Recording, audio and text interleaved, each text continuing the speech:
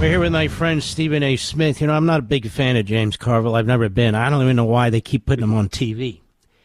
He's rambling like a head case. Anyway, he's attacking my friend Stephen A. Smith. Really pretty stupid. And Stephen A. has slapped him back. Stephen A. Smith, how are you, my friend? And what the hell's going on with this guy? What's going on, big time? I got to tell you, when you're on hold waiting to come on your radio show, man, people should listen to the music you play. I love it. It's big time. It's Thank big you, time. sir. You got a nice little soundtrack there, my man. I pick it out. I pick it all out. Okay. Yes, sir. So what's going on with this guy? James Carville, listen, I've never met the man. I don't know him. I've seen him obviously many, many times over the years. I'm familiar with his background with the Clinton administration. Is the economy stupid from 1992? I get all of that. But he took umbrage with what I've been saying about the Democrats, and that, you know, they're an absolute mess and they need to get their act together if they're going to have any shot at competing with Trump and the GOP for years to come, and get away from the extreme progressiveness and all of this other stuff. And I also said that Josh Shapiro, the governor of Pennsylvania, Wes Moore, the governor of Maryland, others people that I've interviewed Shapiro. I know Wes Moore a little bit. I like them. I said, but you have no national voice on your roster. Mm-hmm. And he took high offense to that, and, you know, went on social media cussing me out and acting up. And I just said, you know, with all due respect, I've said some of the things you've said yourself. So, you know, clearly, it's not what I said. It's evidently the fact that people are listening to me instead of you. So maybe you should take issue with those people for the Democratic Party that have shoved you aside and have minimized your voice rather than aiming your ire at me. That's what I said, and I haven't heard from him since, but I know that his team has reached out to ask me to come on his podcast, and I've accepted, and I'm looking forward to appearing on this podcast whenever that is, because you know me, I don't run. So it's not a problem. No, but if you want an audience, he should appear on your podcast, not you on his podcast. You know, that's kind of goofy. Now, let me ask you this. Yeah. Yes, this sir. guy was talking down to you, though, right? Because you're not a political hand. You're not one of these operators and everything. You're just a regular guy who's observing things and commenting. That's a little bit of a schmuck, don't you think? I thought it was excessive. I thought it was rude. I thought it was childish and belligerent, but in the same breath, I also was a bit compassionate from the standpoint that he thought I was saying there's no talent whatsoever in the Democratic Party, and I was saying there's no national voice. And so he misconstrued what I was saying, and I understand that. And I also understand that when you're 80 years of age and you've been around and in the game as long as he has, and your voice is not being listened to the degree that it once was, that can make you a bit acerbic at times. So I understand it, and I wasn't going to disrespect him, but I was letting him know I can anytime I want to. If you want to go that route, I'm not going to go that route. That's not my style, especially with somebody who's 80 years of age. But I wasn't going to back up either, because I know that I didn't do anything wrong, and nor did I ever say to anybody that I'm some political aficionado. I would tell Mark Levin how I feel. What I wouldn't try to do is debate his facts. You know, I argue with Sean Hannity all the time, but it's out of fun. I know the man, that's his lane, that's your lane. To some degree, obviously, that's James Carville's lane. It's not mine, but it doesn't mean that I'm not a conscientious observer, an American citizen, a voter that looks at this country, that has a problem with the state of affairs that exists. As far as I'm concerned, you could talk about 77 million people voting for Donald Trump. In this particular instance, I think they voted against the Democratic Party because of how insane and utterly ridiculous they were leading up to this past election. But anyway you slice it, the man that's in the White House won the popular vote, the Electoral College vote, won more black votes, more Hispanic votes, more young voters. The Democrats got their ass kicked. And I think that it's hard for James Carville to accept, and that played a role in him coming at me the way that he did. Let me ask you a question. It may not be fair, but I'm curious about this. Sure. You have this this top show on ESPN. Really, in my view, you don't have to go. You carry that network. And I enjoy watching it whenever I can watch it. And I think it's actually a very intelligent show when I hear people going back and forth on sport. You really gather your stats. You really think about what time during the day or is the night before do you pick your subjects and you start getting prepared for all this? Because you guys seem really ready to roll.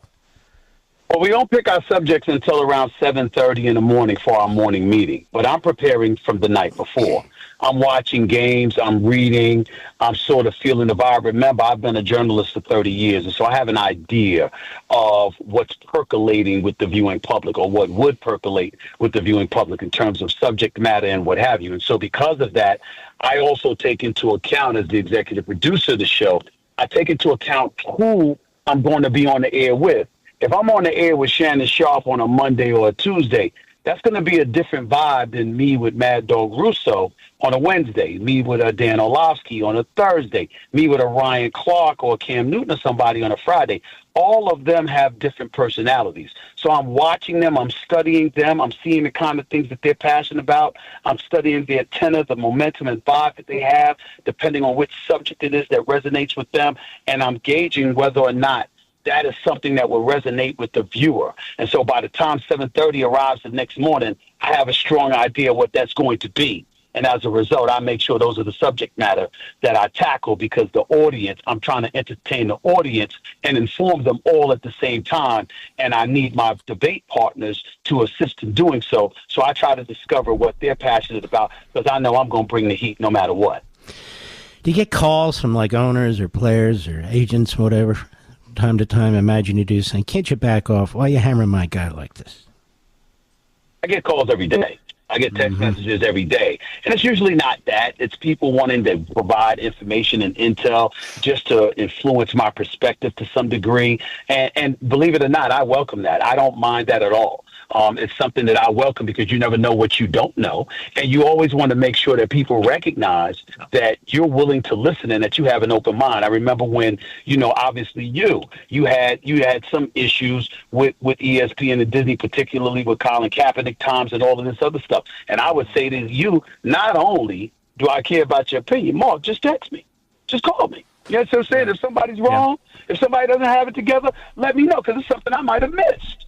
So, when you let me know that, okay, if I agree with you, that's a point I'll bring up right on the air. And I have an inordinate amount of sources that edify me every single day, which is what makes me who I am for the show.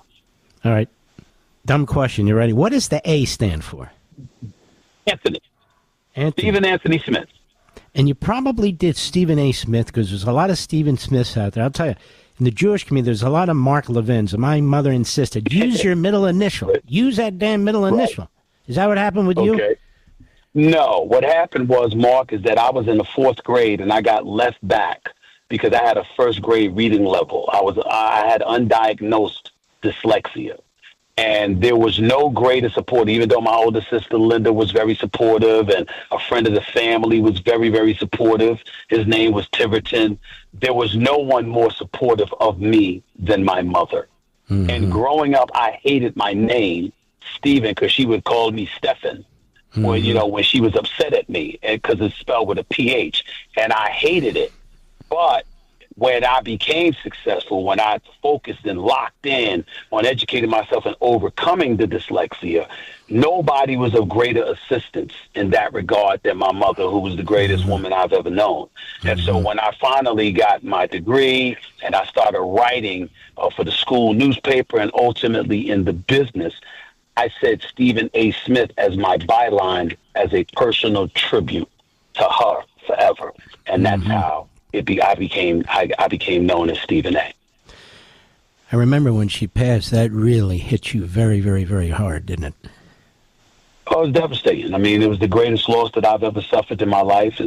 I was genuinely depressed for legitimately 2 years. It was hard for me to smile. I would be on the air at times, and it would be 30 to 60 seconds where I completely black out, and I wouldn't even see the person sitting across from me debating or anything like that. The misery was very, very palpable. Went through therapy for it and what have you, and just tried to recall all the great things that she did for me, what she meant to me, what I meant to her, and how she would remind me, this is the way it's supposed to be. You don't want me. I'm not supposed to go before you. You're not supposed to go before me. It's supposed to be the other way around. So do what you do. Make me proud. Do everything you can to be the best that you can be, and validate my love and my dedication and devotion to you by trying to do the right thing. And that's what I've tried to do. Most times I've succeeded, sometimes I've failed, but my intent is always there. It's just like me now being in the politics, talking about it and stuff like that. I'm not taking sides. My attitude is, you know what? Whatever's best for America. Let's get back to that. Let's get back to looking out for one another and locking arms and being all that we can be for each other as American citizens so we can move forward and live prosperously. And that's where I get that attitude from, my mom, because my mother was about that. That's who she was. I notice you're ubiquitous. You're on all these sites. People want to talk to you, and not just about sports. As a matter of fact, about other things. Why do you think that is? Oh, because they know that I'm, no pun intended for the title of my book, Straight Shooter, but I am a straight shooter. I'll let you know where I stand and how I feel. But the caveat is I have an open mind. And a lot of times people think that when I'm speaking, it's like I'm finite. Oh, this is how I feel and this is what it is. And that's it. I'm not like that. I'm just honest enough to tell you how I feel in the moment that you ask me the question. Now, if you educate me about something that I didn't know about, I'm open-minded enough to receive that and alter my opinion. But why would you know to do that if I wasn't honest enough to let you know where I stand? Because I try to encourage people to do the same for me. Don't worry about me being offended. Talk to me like a human being. Respect me enough to let me know where you stand and why. If I disagree with you, I'll tell you. Maybe that'll work for you. Maybe you'll clap back and say, no, you're wrong, and here's why you're wrong. And you may make more sense than me. Either way you slice it, we walk away better because we're more educated, but most importantly, we recognize we could talk to one another as human beings. That's how you and I became friends. That's how me and Sean Hannity became friends. That's how plenty of other friends that I have became friends. That's the way it should be, and that's what I strive to achieve. Well, we are friends, and I'm glad about that. You're a very good man. You're very earnest. You got a big heart. People know that. I think they can see that. And smart as hell. Smart as hell. When I watch you do this sports stuff, I say, my God, where does he get all this stuff from? And you run circles around these guys. No offense. No offense. You just do. I enjoy watching it just to watch some of the drama. You know, when you got the Mad Dog on there, I think he's going to have a heart attack. Yes. So, anyway.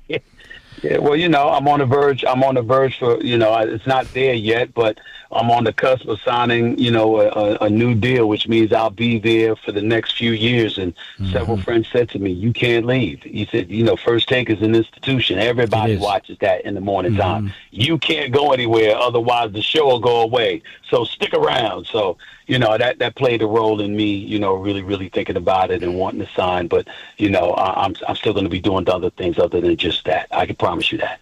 It's a fantastic show. It really is. Stephen A., God bless you, my friend. Keep it up, buddy. God bless. You take care, Mark. All right. You too.